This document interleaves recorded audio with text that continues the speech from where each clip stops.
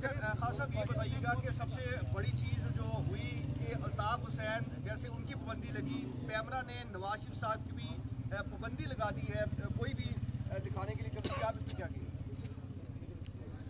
बिस्मिल्लाहिर्रहमानिर्रहीम। एक तो मियाँ नवाज शरीफ साहब को अल्ताफ़ हुसैन से कंपेयर नहीं किया जा सकता। उनके अपने ख्यालात हैं, नवाज शरीफ साहब के अपने नज़रियात हैं। मियाँ नवाज शरीफ पाकिस्तान के 3 मरतबा इलेक्टेड प्राइम मिनिस्टर रहे हैं, पाकिस्तान की सबसे बड़ी सियासी जमात के कायद हैं और हुकूमती जमात जो है वो गलत तौर पे चीज़ों को मिक्सअप करने की कोशिश कर रही है। दूसरी बात है पैमरा की पाबंदियाँ, ये कोई नई बात नहीं है। पाकिस्तान में सियासत और सहाफ़त पर, आज़ाद सियासत और आज़ाद सहाफ़त पर पाबंदी है और यही वजह है कि बहुत से सहाफ़ी जेलों में हैं, बहुत से उठा लिए जाते हैं। पैमरा की एडवाइस भी आती है, टीवी चैनल्स को जुर्माने भी किए जाते हैं। और नवाज़ शरीफ साहब की या किसी सियासी लीडर की अगर आप मीडिया पर तकरीरों पर पाबंदी लगाएंगे तो अब ये कोई 60 की दहाई तो है नहीं। सोशल मीडिया मौजूद है, इंटरनेशनल चैनल्स मौजूद है दुनिया के, आप किस किस को रोकेंगे? थ्रू सैटेलाइट आपकी बात पूरी दुनिया के अंदर चली जाती है। तो ये अहमकाना काम वो हुकूमतें करती हैं जो फैशिस्ट अप्रोच रखती हैं और इसका उनको कभी कोई फ़ायदा नहीं। भाई साहब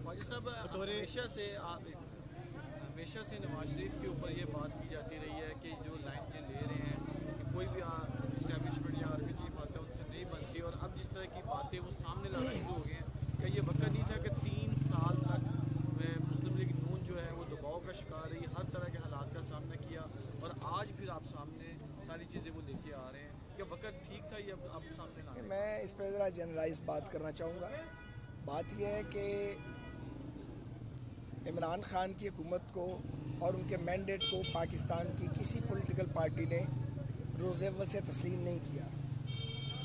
मैं ज़ाती तौर पर यह समझता हूँ कि उनको वोट मिले हैं ऑब्वियसली, लेकिन सिर्फ वोटों से वो नहीं आए, नहीं हुई थी पाकिस्तान को बनाने के लिए। तो आप पाकिस्तानियों के दिल से वोट की जो एक मोहब्बत है वो नहीं निकाल सकते। ये 70 साल का सबक है। अब भी अगर ये सबक नहीं कुछ सीखना चाहता या दूसरे रास्ते पे चलना चाहता तो उसको फिर अल्लाह ही समझाएगा। कल इमरान खान ने कहा कि अगर DGI सही उनसे मुतालबा करते इस्तीफे के तो वो उनको बरतरफ कर देते। मुशर्रफ अगर उनकी इजाज़त के बगैर कारगिल की वार शुरू करते तो उनको बरतरफ कर देते। और इसी तरह जो नवाज शरीफ साहब की जो तकरीर है वो DGI के हवाले से उन्होंने बात की और इसके साथ साथ उन्होंने जस्टिस मोहसिन अख्तर कियानी की जो रिमार्क्स थे उसके ऊपर भी उन्होंने काफ़ी ज़्यादा तनकीद की। जी वो कहा जा रहा है कि ये वजह बनी है उनकी तकारीर पर पाबंदी की। तो इमरान खान का बयान और नवाज शरीफ साहब के जो रिमार्क्स के ऊपर जो उन्होंने मौक़िफ़ इख्तियार किया इसके हवाले से क्या? ये सियासतदान सैंडबैग है, जिसका दिल करे जो चाहे रिमार्क्स दे दे। कोई माफिया करार दे दे, कोई गैंगस्टर करार दे दे, कोई गॉडफादर करार दे दे और आप गूंगे बन के सुनते रहें सारी बातें। सारी ज़िंदगी लगा दें लोगों को सर्व करने में, बचपन से शुरू करें, बुढ़ापा आ जाए, दूसरी तीसरी नस्ल में आ जाएं, तो भाईजान हम जूते खाने के लिए पैदा नहीं हुए। इमरान खान एक सेकंड, और जो काम करता है और सर्व करता है उसको तकलीफ भी बहुत ज़्यादा होती है। इसलिए ये जो रिमार्क्स दिए जाते हैं पॉलिटिकल लीडर्स के बारे में, ये जिम्मेदारी से दिए जाने चाहिए और अपना मैंडेट देख के दिए जाने चाहिए, क्या कहा जा सकता है और क्या नहीं कहा जा सकता। ये तो अजीब बात है कि सियासतदानों को गालियाँ निकालो और उनको चौक में खड़ा कर दो और उनको दुर्रे मारो। जब से पाकिस्तान बना ये रवायत चल रही है, ये रवायत अच्छी रवायत नहीं है। और ये रवैये जबर के, जो मुख्तलिफ साइडों से जबर किया जाता है और मुख्तलिफ अदवार में किया जाता है, ये आज यहाँ पे ले आए हैं ना कि आज वो बातें शुरू हो गई हैं जो कभी हुई नहीं थी। बतौर एक पॉलिटिकल वर्कर के मैं तो खुश नहीं हूँ इस सिचुएशन के ऊपर, ऑब्वियसली हो नहीं सकता। वो खुश होगा जो कोई पैराशूटर होगा, जो 6 माह साल 2 साल जिसकी स्टैंडिंग होगी। इतनी मार खाने के बाद और इतने लंबे 4 दहाइयों की सियासत के बाद मुझे तो नज़र आता है कि आगे क्या होगा। हर एक को नज़र आता है जो 3-4 दहाइयों की पॉलिटिक्स करता है। तो ये अगर बचना है इस सिचुएशन से, अगर कियोस से बचना है तो ये किसकी जिम्मेदारी है? भाई साहब ये रियासत की जिम्मेदारी है, ये हुक्मरान तबके की जिम्मेदारी है। हुक्मरान भुगता था और पाकिस्तानी कौम ने। तो सारी बातों को सोचना चाहिए, एनालाइज करना चाहिए। अगर अपोजिशन या PDM तंग आमद बजांग आमद के नैरेटिव पर आ गई है तो आखिर इसका कोई बैकग्राउंड है ना भाई, और इसकी कुछ वजूहात हैं। आप वजूहात को दूर कीजिए आप मुल्क में आइन की हुक्मरानी को बहाल कर दें, फंडामेंटल राइट्स को बहाल कर दें।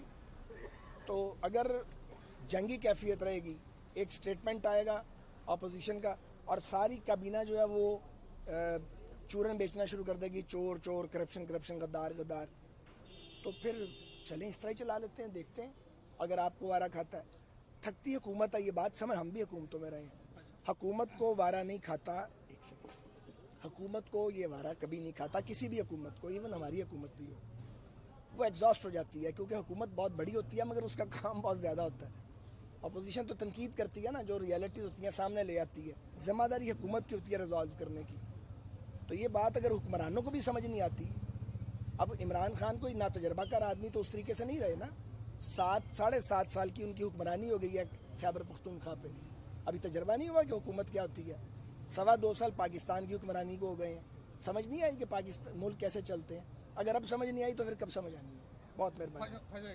एक तो नून लीग फ्रंट फुट पे आने से दर्जा रहा जो है वो एकदम बहुत बढ़ गया है। अच्छा, और आप क्या समझते हैं कि इस लाजमी बात है कि प्रेशराइज भी है नून लीग और हुकूमत उस पर पूरा जोर भी लगा रही है, तो इसके लिए कोई लाहे अमल भी तैयार किया है क्योंकि मजीद प्रेशर भी अब नून लीग पे आएगा इस हवाले से, जैसे ये शुरू हो गया अभी।